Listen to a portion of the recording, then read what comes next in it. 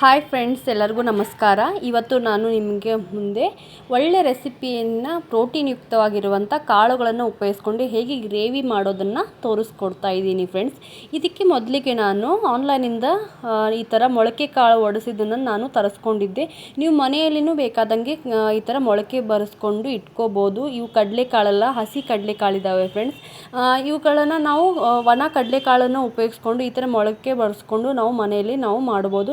ಇವುಗಳನ್ನು ಮೊದಲಿಗೆ ನಾನು ಚೆನ್ನಾಗಿ ತೊಳ್ಕೊತೀನಿ. 2-3 ಸಲ ನೀರಿನಲ್ಲಿ ಚೆನ್ನಾಗಿ ತೊಳ್ಕೊತಾ ಇದ್ದೀನಿ. ನಮ್ಮ ಸೌಜನು ಇದಕ್ಕೆ ತುಂಬಾ ಹೆಲ್ಪ್ ಮಾಡ್ತಾ ಇದ್ದಾನೆ.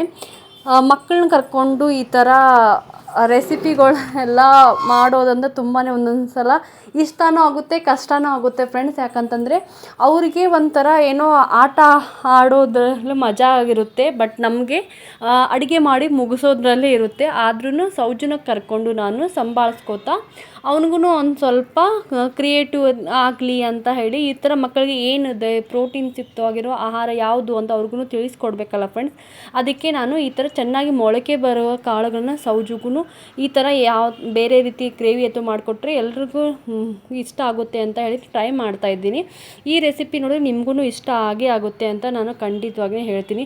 ಯಾವಾಗಲೂ ಒಂದೇ ರೀತಿ ಗ್ರೇವಿ ತಿಂದು ಬೇಜಾರಾದರೆ ಈ ಥರ ಪ್ರೋಟೀನ್ ಯುಕ್ತವಾಗಿರುವಂಥ ನಾವು ಗ್ರೇವಿನ ಮನೆಯಲ್ಲೇ ಮಾಡ್ಕೋಬೋದು. ಇದನ್ನು 2-3 ಸಲ ನಾನು ಚೆನ್ನಾಗಿ ತೊಳ್ಕೊಂಡು ಇವಾಗ ಇದರಲ್ಲಿರೋ ನೀರನ್ನು ತಗೊಂಡು ನಾನು ಸಪ್ರೇಟಾಗಿ ಇವನ್ನ ಚೆನ್ನ ಅಂತಾರಲ್ಲ, ಗ್ರೀನ್ ಚೆನ್ನ ಅಂತ ತೊಳ್ಕೊಂಡು ತಗೋತೀನಿ ಫ್ರೆಂಡ್ಸ್. ಇದನ್ನು ನಾನು ಆಲ್ರೆಡಿ ತೊಳ್ಕೊಂಡು ಇವಾಗ ಕುಕ್ಕರ್ನಲ್ಲಿ ಹಾಕೋತಾ ಇದ್ದೀನಿ.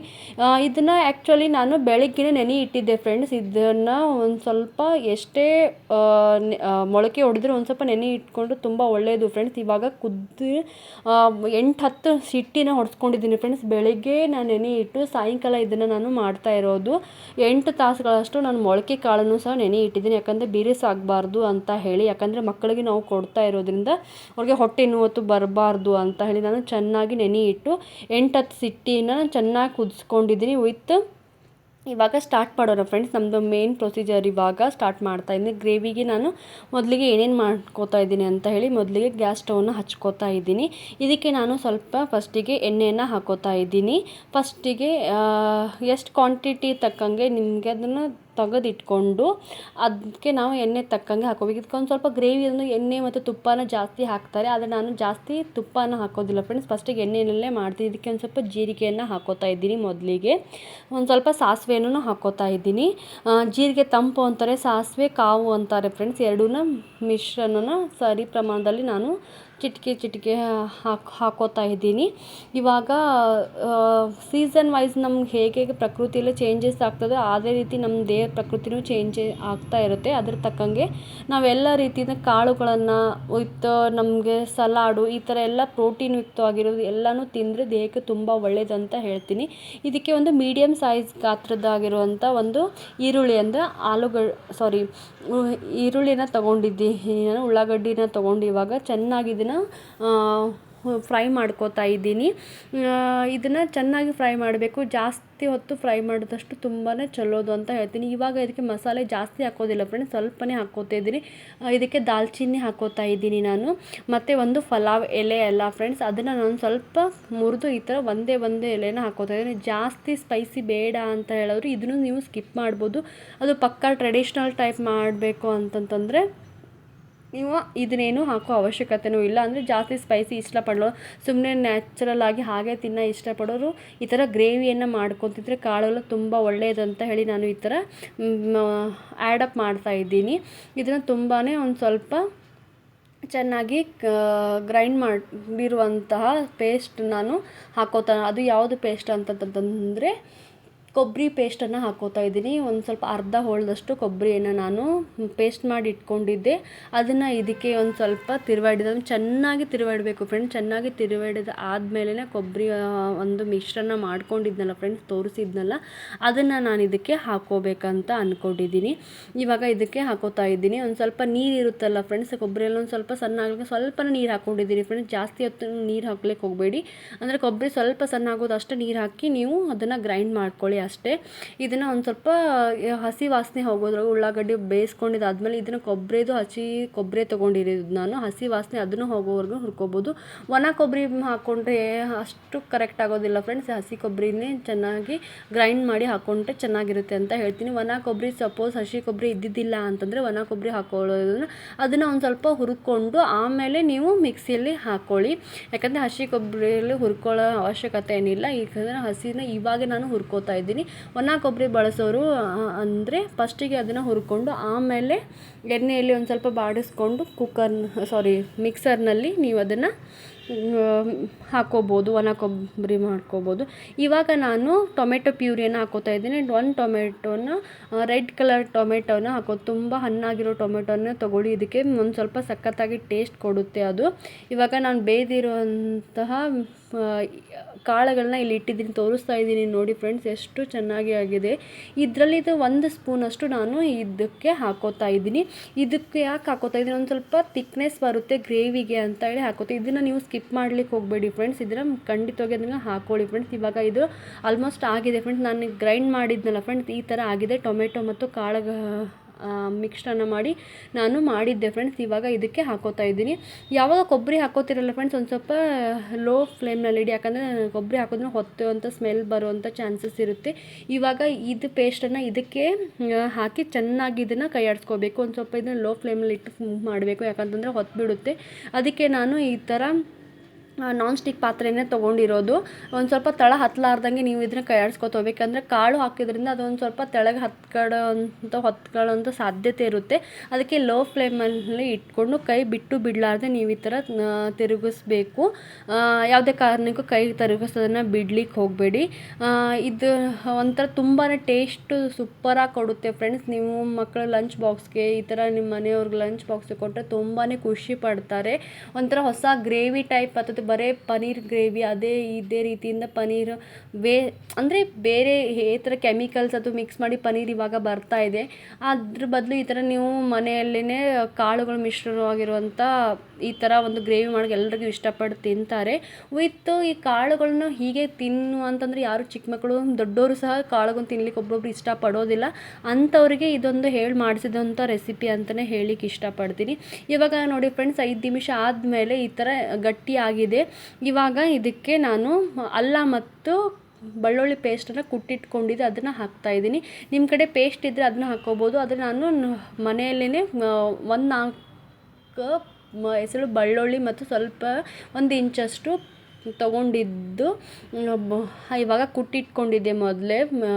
ಇವಾಗ 2 ಮಿಶ್ರಣನ ಇವಾಗ ಇದಕ್ಕೆ ಹಾಕೋತಾ ಇದ್ದೀನಿ. ಒಳ್ಳೆ ಘಮ ವಾಸನೆ ಇಲ್ಲೇ ಬರ್ಲಿಕ್ಕೆ ಸ್ಟಾರ್ಟ್ ಆಗುತ್ತೆ ಫ್ರೆಂಡ್ಸ್. ಅಂದರೆ ಕೊಬ್ಬರಿ ಮತ್ತು ಬೆಳ್ಳುಳ್ಳಿ ಅಲ್ಲದ ಪೇಸ್ಟೇ ಒಂಥರ ಸೂಪರಾಗಿ ವಾಸನೆ ಪಡುತ್ತೆ. ಇವಾಗ ಇದಕ್ಕೆ ಅಚ್ಕಾರದ ಪುಡಿ ಮತ್ತು ಅರಿಶಿನ ಮತ್ತು ಮಸಾಲೆ ಪೌಡರನ್ನು ಹಾಕೋತಾ ಇದ್ದೀನಿ. ಮನೆಯಲ್ಲೇ ಮಾಡಿರೋಂಥ ಮಸಾಲೆ ಪೌಡರನ್ನು ನಾನಿವಾಗ ನಿಮ್ಮ ಖಾರ ಎಷ್ಟು ಬೇಕೋ ಅಷ್ಟನ್ನು ಹಾಕೋರಿ ಫ್ರೆಂಡ್ಸ್. ಗರಂ ಮಸಾಲೆ ಯಾವ ಥರ ನಿಮ್ಗೆ ಏನೇನು ಇರುತ್ತಲ್ಲ ಫ್ರೆಂಡ್ಸ್ ಮನೆಯಲ್ಲಿ ಅದನ್ನು ಹಾಕ್ಕೊಳ್ಳಿ ಫ್ರೆಂಡ್ಸ್. ಹಸಿ ಖಾರ ಅಥವಾ ಏನು ಹಾಕ್ಲಿಕ್ಕೆ ಹೋಗಬೇಡಿ. ಇದಕ್ಕೆ ನೀವು ಗರಂ ಮಸಾಲ ಈ ಥರ ಸ್ಪೈಸಿ ಫುಡ್ಗೆ ಈ ಥರ ಮನೆಯಲ್ಲೇ ಮಾಡೋ ಮಸಾಲ ಪದಾರ್ಥನ ಹಾಕಿದ್ರೇ ಒಳ್ಳೆಯದು. ಅಂದರೆ ಜಾಸ್ತಿ ಮಸಾಲೆ ಇಷ್ಟಪಡಲೇ ಇರೋದ್ರು ಕೆಂಪು ಖಾರ ಅದನ್ನು ಹಾಕಿದರೆ ಅಷ್ಟೇ ಸಾಕು. ಬೆಳ್ಳುಳ್ಳಿ ಖಾರ ಅಂತಾರಲ್ಲ ಫ್ರೆಂಡ್ಸ್, ಅಷ್ಟು ಹಾಕಿದರೆ ಸಾಕು. ಅಂದರೆ ಒಂದು ಸ್ವಲ್ಪ ಸ್ಪೈಸಿ ಈ ಥರ ಗ್ರೇವಿಗೆಲ್ಲ ಸ್ಪೈಸಿ ಇದ್ರೇ ಚೆನ್ನಾಗಿರುತ್ತೆ. ಅಂದರೆ ಜಾಸ್ತಿ ಸ್ಪೈಸಿ ಮಾಡ್ಕೊಳ್ಳಿಕ್ಕೆ ಹೋಗಬೇಡಿ ಫ್ರೆಂಡ್ಸ್, ಮಕ್ಕಳಿಗೆ ಕೊಡೋದ್ರಿಂದ. ಇವಾಗ ಇದಕ್ಕೆ ನಾವು ಕುದಿಸಿ ಇಟ್ಕೊಂಡಿರುವಂಥ ನೀವು ಜಾಸ್ತಿ ಸಿಟ್ಟಿನ ಹೊಡೆಸ್ಕೊಳ್ಳಿ ಫ್ರೆಂಡ್ಸ್. ಇದನ್ನು ಇಲ್ಲ ಅಂತಂದರೆ ಕಾಳು ಬಿರುಸಾಗೈತೆ ಅಂತಂದರೆ ಗ್ರೇವಿ ಅಷ್ಟೊಂದು ಕರೆಕ್ಟಾಗಿ ಬರೋದಿಲ್ಲ. ನೀವು ತುಂಬಾ ಒಂದು ಸ್ವಲ್ಪ ಹಣ್ಣಾಗಿ ಕುದಿಸ್ಕೊಂಡು ಇದಕ್ಕೆ ಹಾಕ್ಕೊಂಡ್ರೆ ತುಂಬಾ ಒಳ್ಳೆಯದು. ಅದು ಗ್ರೇವಿ ಮಾಡೋ ಮುತ್ತಿಗೆ ಇದು ಒಂದು ನೆನಪಿಟ್ಕೊಳ್ಳಿ ಫ್ರೆಂಡ್ಸ್.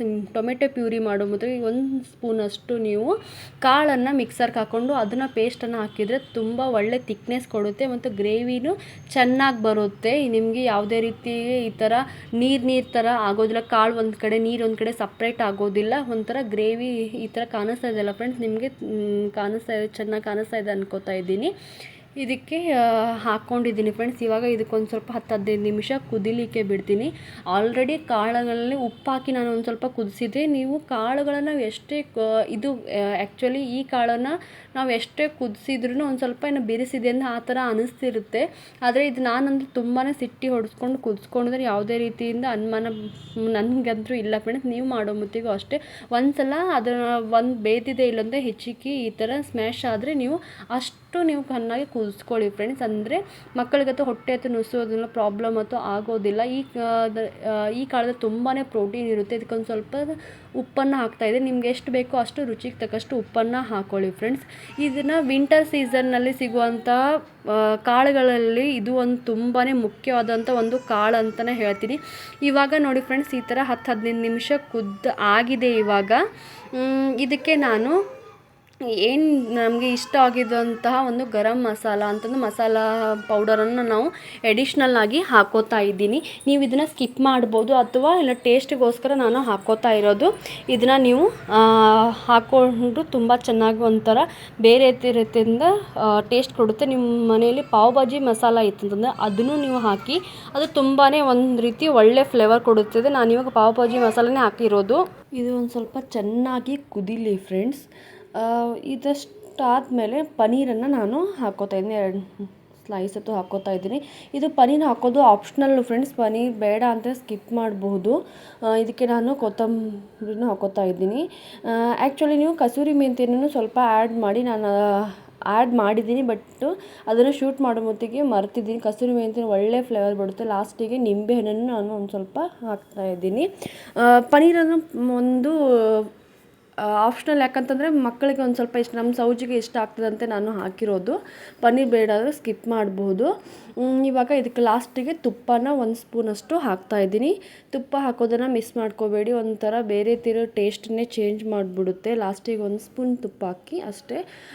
ಫಸ್ಟಿಗೆ ಎಣ್ಣೆ ಹಾಕಿ ಮಾಡಿದ್ರೆ ಅಷ್ಟೇ ಸಾಕು. ನೋಡಿ ಫ್ರೆಂಡ್ಸ್, ಎಷ್ಟು ಕಲರ್ಫುಲ್ಲಾಗಿ ಹೆಲ್ದಿ ಆಗಿರುವ ಪ್ರೋಟೀನ್ ಯುಕ್ತವಾಗಿರುವಂಥ ಚೆನ್ನಾದ ಗ್ರೇವಿ ರೆಡಿ ಆಗಿದೆ.